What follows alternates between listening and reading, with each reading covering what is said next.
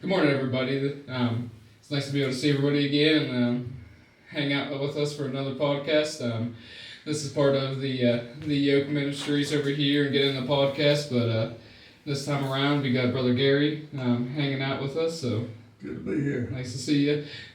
Biggest part of what we're kind of getting into, brother, is just being able to share your testimony, share what the Lord has done with you in your life. You know, you can go back in the whole like before God, what pivotal moment He had, but ultimately it's your story, brother. So we want to let you have the open mic and share it out, and someone in the world may be able to appreciate it a little bit.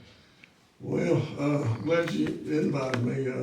It's, like I said, I'm getting on up there in age, so my story goes way back, and it's hard to remember a lot back then. But yeah, I mean, I grew up in a Christian home.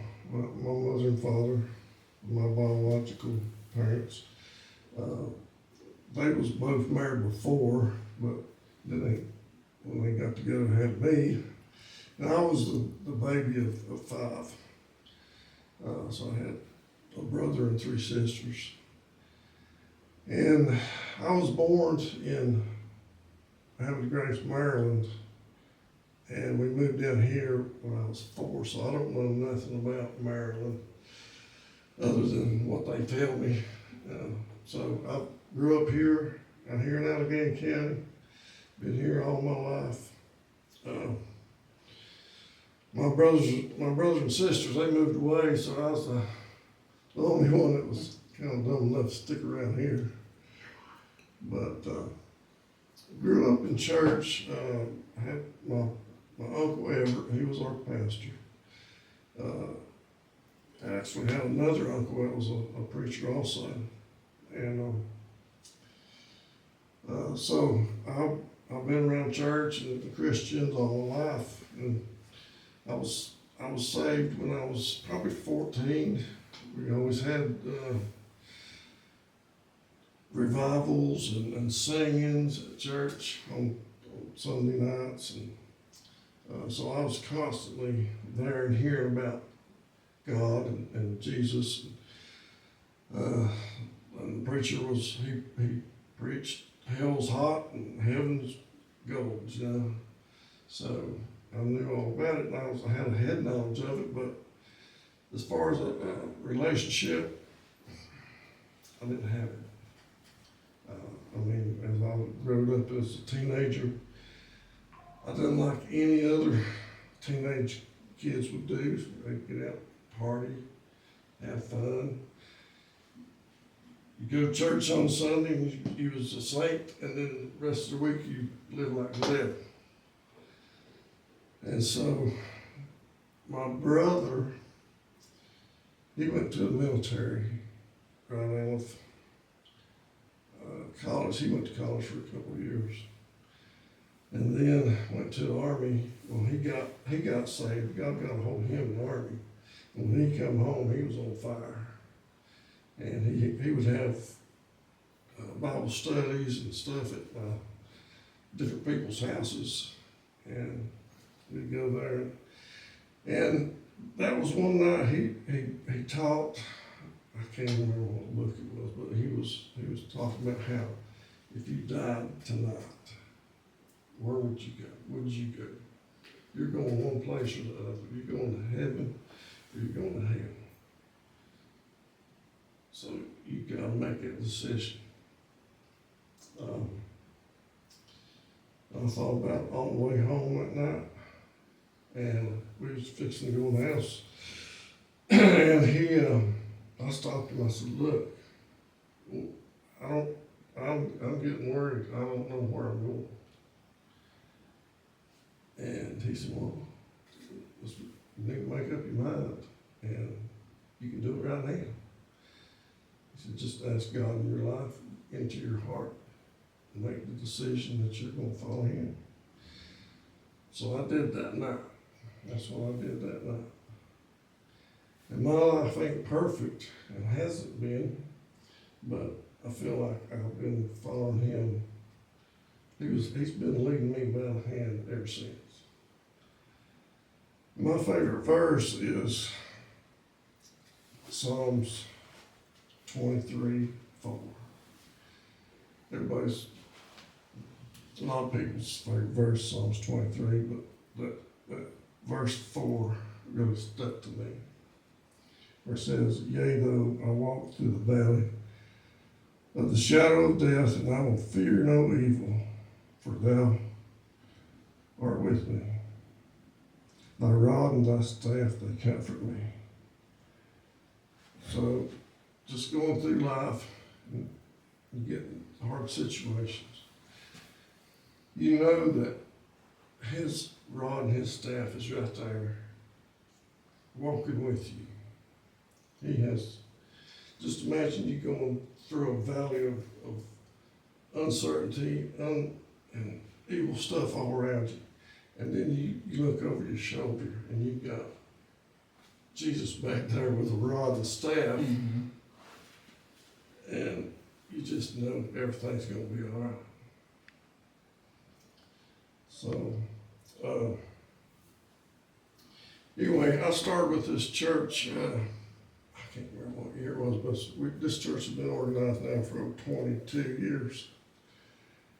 And I was on the ground floor when we started at the elementary school in Sparta. And I run the sound system at that time for the band.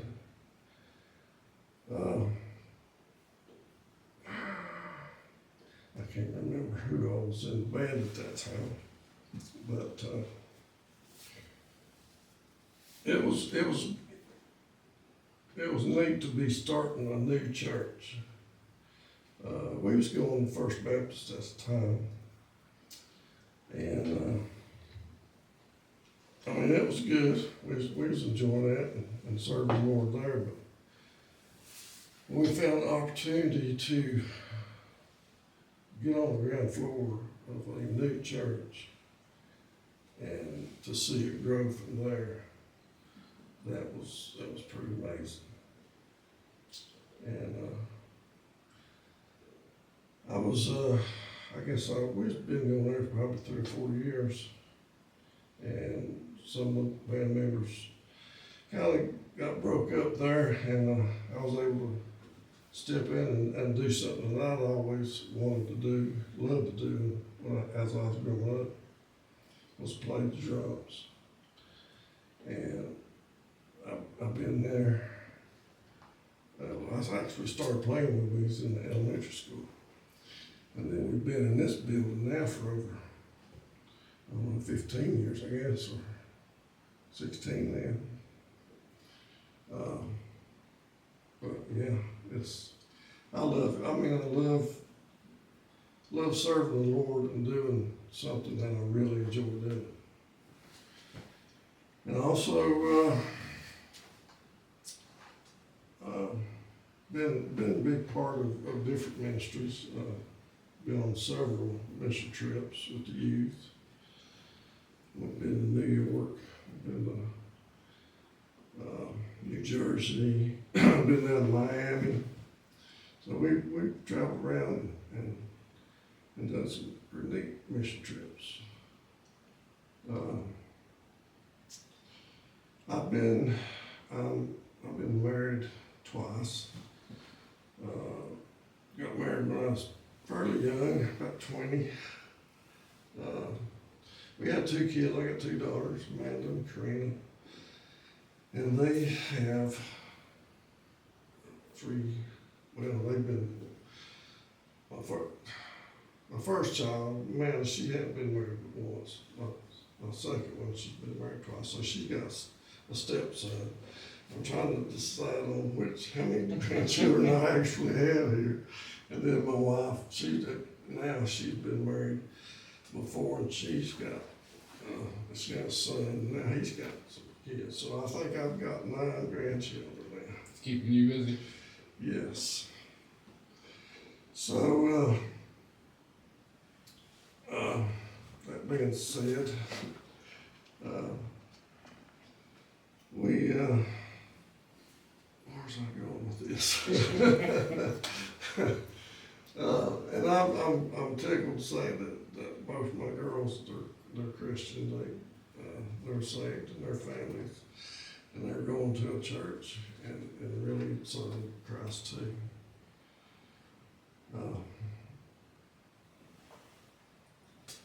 I guess that's probably about all.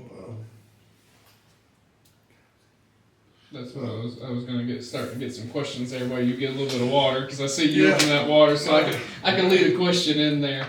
But man, I'll say this: for those who are around the area, will understand this that have been in Cornerstone, but for y'all who haven't been, this guy is fantastic on the drums. I will say that. The first time I walked in, and I had no idea what type of music we were walking in the first time, my wife and I'm just hearing, and I was like, all right, I'm in. I love this. My wife and I love going to concerts and all that, so it's pretty cool being able to. But man, drumming's always been something in my life. I was like, oh, this would be cool. But I have no musical talent in my body. I sit there and I can't find a tone on anything at all. But man, it's been a pleasure sitting there watching you. So we kind of got your story of like then there was that pivotal moment where you decided to say, okay, hey, I'm going to get this together. I'm going to make my choice where I'm going now, and keep running with it. What has the Lord been having you on your heart to do now? What are the things involved where, at the beginning, anytime we get saved and we announce our faith, we're always kind of blazing, just trying to do everything. But what's the Lord got you doing now? Right now, I'm still involved with a ministry called KOZ. It's Kids Outdoor Zone, and that's a ministry where it's was established for fatherless boys, and it's just for boys. It's for them to be able to hang out with some men that's godly and teaching godly things, and that's one of the reasons we don't allow girls is we want to get these boys around men to be men, to be. There's things that men do that don't need to be in front of girls sometimes. Okay. That's just guy things, So I've been involved in that in over 10 years. We got that started through by going to a conference up in Lynchburg, which was called Wildfire Weekend at that time. That was a long time ago. And I didn't go to the workshop at that time. Some other guys did, but they brought it back here and they got up and talked about it, about going out and spending time with these boys in the woods and doing things like hunting, fishing, shooting bows, throwing axes, hiking. And I thought, man, I could relate to that. I think I want to jump in on that. And next thing I know, it was like on my back. I was kind of leading the thing. We got like four or five leaders that it has to be. It takes that many to kind of round up these boys and keep them under control sometimes. But it's been really fun. We've seen a lot of kids start when they was 8 years old, and now they're graduated, and have got jobs. And it's been a tough thing for me to kind of see them go, but then you're like, okay, we got to get some more young kids in here. So if you've got a young boy that needs some men in their life to just get out and be a father figure to them, we'd love to get them out and let them shoot 22. Especially these kids, these boys that's got a mom that she's not, the father ain't around. I'm sure there's a lot of those. That the boy there's a lot of things that a mom just can't show a boy that a father can. Yeah. So, it's been good. We're still going along with it. It's kind of slowed down a little bit, but that was one of the big things I'm doing right now. Feeling involved in men's groups and different things.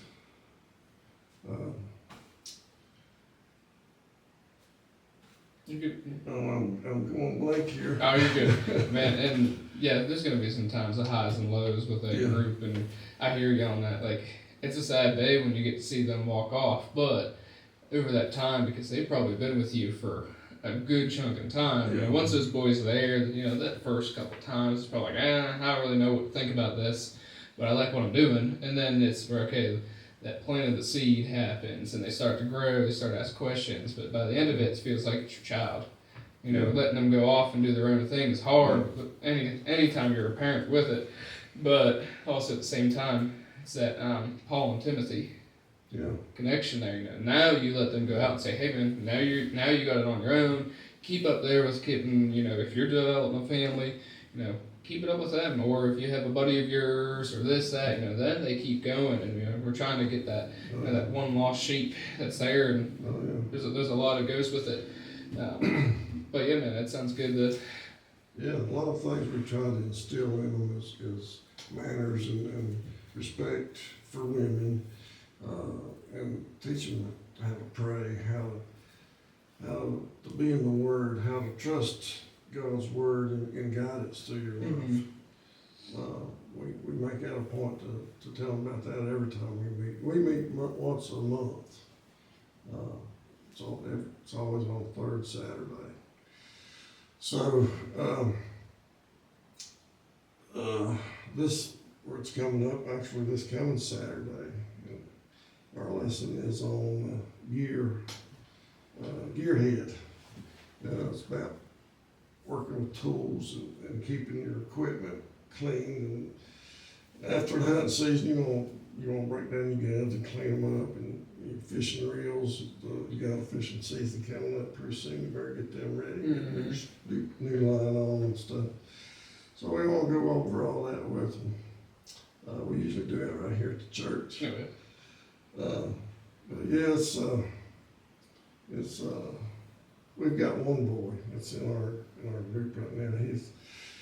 His father ain't with him, and he lives in a home with 6 sisters. So this boy is in desperate need of some manly company around. But he's been a real good kid. His name is Carter. We haven't seen him in a few weeks, but he's always good. So it's awesome to be able to have that time in. I guess one of the other questions too that I have as well, you know, we have what's led in through the church and having ministries and groups, but outside of here, you know, the walls in here is great, always being able to be with other men. Outside of here, what has the Lord had to help you through? The scenarios that are struggles, with that, with not just like life, with work. There'll be another question I have for you and work in a little bit, but just what all has the Lord helped you through that? You know, someone who may be listening may say like, man, I'm struggling with that, man. It's cool to hear that you went through the same thing. Look where you're at. Yeah. Well, like I said, I've been married before and had 2 daughters. Actually had 2 daughters that's still with me today. We actually had 3 kids.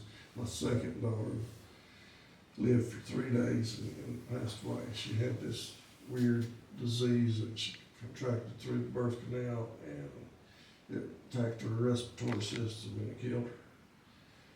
And so that was one of the toughest things in my life that I went through. And then married to my first wife for 10 years. And going through that divorce, that was pretty devastating. It was probably one of the lowest points in my life. Talked to God that's probably one of the times I really talked to God, just like we're talking. I mean, I was like, God, what's going on? What do you want me to do? What am I supposed to do? Mm-hmm. And I was getting angry with God. Tell me, show me. And he pulled me through that and got me. I just kept working and talking to God. And he just pointed me into, I guess, a direction of staying involved in church and just following Christ. Mm-hmm. And but I met my wife now, Patty, and she's been a wonderful inspiration in my life. Kind of, I guess it filled a void that I had. Yeah. Because once you've been married for 10 years, it's hard to just empty that. Mm-hmm. So it just staying involved, keep working for the Lord. Try to make it stuff that you enjoy doing. It makes it easier, but just listen to what God wants you to do. Okay. And do it. I mean, when we started this church, I am also a woodworker. I'm a cabinet builder. Done a lot of things here at the church that we needed. Different things. I built the sound booth. I've done a few odds and ends. I can't think of what it was, but the church podium. That's where the age is starting to kick in right there. Yeah. It'll catch you. It'll catch you. But yeah, trying to stay busy for the Lord. Mm-hmm. And don't let life's troubles weigh you down. Okay. And it's always a hard conversation with having people, sitting there saying, "Hey, you lost a child. You losing a loved one to begin with is always hard when it's your child with it there." But as you said, it's not easy to go through and be able to say, "All right, Lord, I understand." Yeah. With it, and you can take that in every little bit of challenge in life, but that one there, as a father sitting here, it's like I would probably be in the same shoes. Like, Lord, why? Why did you do this? And it's in that question phase of like, we don't need to know the Lord's plan for everything, but there's a reason why she went home. Yeah. At the time she did. And there's a reason why the Lord had that in your life to be able to say it. It may have been just a, hey, you're falling off of me. I'm still here. Let's talk. And, he may not have given you an answer at that time, but man, all he wanted to do was talk to you. So there's a lot of ways to look at it, but man, it's not an easy time there at all. But the biggest thing is that you said you had your emotional component, but then what you did is you leaned on the Lord. So Lord, okay, I want to be with you. I want you to help me get through this, and that's what He wants right there. Yeah. And that's why I like that verse. Mm-hmm. Yea, though you walk through the valley of the shadow of death, Mm-hmm. you fear no evil, because He's with you. Oh yeah. You got that relationship with Him, and just always remember that He is with you, Mm-hmm. no matter what. Oh yeah. So. Now you talked a little bit about work. I've seen your shop a little bit in there with it. So, but there's one thing. The first day I ever walked in the shop, and you gave me a tour. You showed me a little bit of finished work, but you also showed me one thing that you put in about every work that you have that I think is a little meaningful. If you remember what you put in there. You want that logo? Mm-hmm. Logo, and you said you always do something a little bit about your work, make it special and bring the Lord into it. So I want to let you have that little moment to be able to say, like, work's work. It's awesome. That's your trade. That's your love for it. But also, you bring the Lord into that when you're doing your products as well. Yeah, I mean the name of my shop is White Dove Woodworks, and of course everybody knows a dove is a solid piece. And it actually was started by the guy that I worked for before, which is Dave Biggerstaff, and he came up with the name. I just carried it over because I worked for him. It was going good, so I just carried the name over. And he's come up with the name from a sister of his that passed away. She loved doves, she loved doves, and he just decided to name it White Dove. But it is a symbol of peace, and I do kind to I do invite the Lord in every job I do. I mean, he's head over it. I ask him for guidance, and I thank him for every job I've ever had. And so he is a big part of it. He is the leader of it. Amen. And that's great because your workplace can be a place that it's not easy to keep the Lord in there with it. Everyone has their different avenue with it, but the fact you're saying, all right, every little piece I have here, every piece of wood that I'm working with, the families that I'm at, whatever, it's like, all right, hey, the Lord's with me on all this. So it's great to see that you keep them on the focus over there, and it's good. We're getting ready to get a little bit on the finishing part here. Looking in for the listeners, you might have that one person who's leaning on the Lord about to try to save his or her life, or someone who's in need. Looking back, let's say 30 years ago, what is that one piece of knowledge that you as a new believer, or for someone that's listening, that you want to extend that knowledge to be able to say, like, hey, here's something that I want to let you guys know ahead of time, because we're 30 years into that journey. What's something that you want someone to know?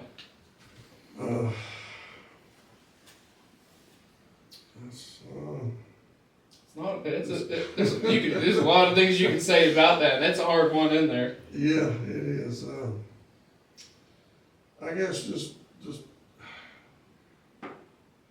when you grab Christ by the hand and you say you're gonna walk with him, mean it. Walk with him. Stay with him. Don't start and then veer away. That's one thing you do not want to do. It could lead you into some big trouble. So once you get a hold of his hand, do not let it go. Just hold on for everything you got. No matter what life throws at you, and you got a hold of his hand, he's going to pull you through it. So that's one thing I would say. I appreciate it. Well, thank you for being on the episode. Appreciate having you here and all your wisdom and all your testimony to be able to share, brother. Yes, sir. Good to be here.